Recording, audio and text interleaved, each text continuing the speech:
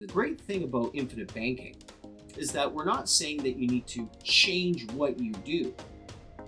What infinite banking allows you to do is do more of what you do. We're here today talking about the costly mistakes of avoiding whole life insurance in your financial plan. And I've got 5 points. I just want to dive right in and start talking about the first one, which is buying term and investing the difference. Well, that may be the right thing for you. And my saying is everything depends on your situation, the facts of your situation. But if you're going to consider a whole life insurance policy and use that to invest the difference by contributing maximum premiums into a whole life insurance policy, you're just simply setting aside money inside that insurance policy to be able to invest. The great thing about infinite banking is that we're not saying that you need to change what you do. What infinite banking allows you to do is do more of what you do. If you're a real estate investor, great.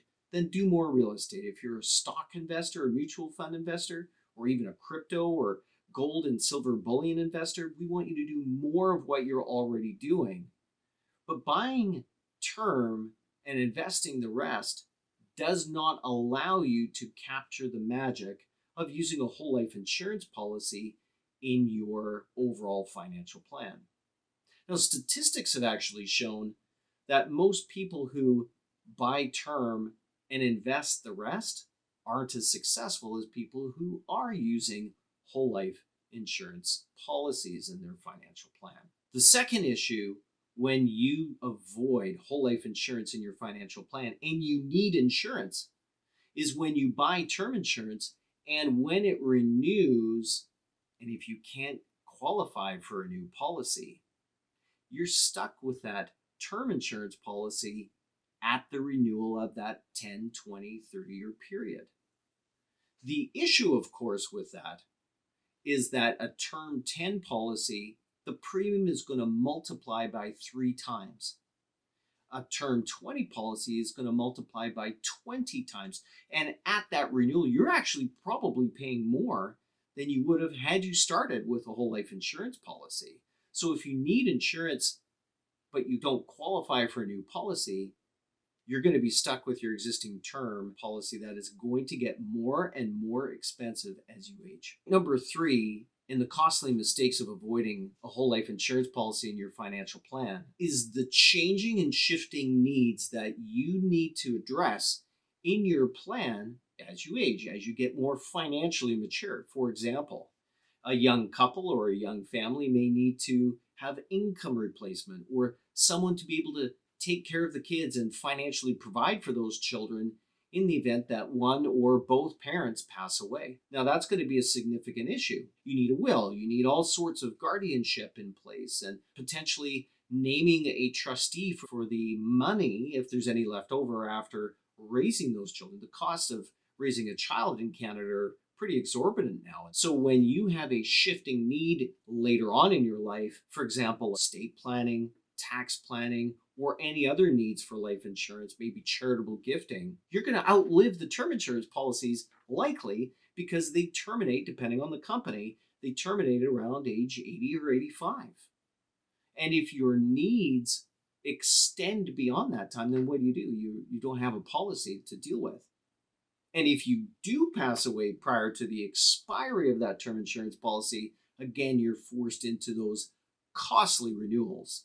The fourth costly mistake of avoiding whole life insurance is what you give up by not using a policy to implement the infinite banking concept. There are debtors, there are savers, and there are wealth creators. And wealth creators use leverage in order to create their wealth. A term insurance policy does not allow you a place to be able to put extra premiums into a policy to be able to capitalize or store your capital inside a policy. So you're going to be forced to the limits of a tax-free savings account or a taxable account. Now, that doesn't make sense to pay tax when tax is avoidable. The fifth and final issue in this video is going to be your mindset. Your mindset is most important. When you make a deposit into a bank, the money is no longer yours. They're the ones making money. They're the ones that are investing your money that you lent to them. In a whole life insurance policy, you are the owner. You are the one that can invest, and you are the one that has the absolute control over the compounding returns that you're getting and the capital that is in a whole life insurance policy. And it's really about control. It's really about how you can change your mindset from being a debtor or maybe even a saver into becoming a wealth creator, using a whole life insurance policy to implement the infinite banking concept is a way that you can create wealth, learn how to control more of your capital, and pay less tax. And who doesn't want to pay less tax? Make sure you hit subscribe, follow us, and go to our website at IBCanadaGroup.com and find an authorized practitioner that can help you avoid these costly mistakes if you are not considering using a whole life insurance policy in your financial plan.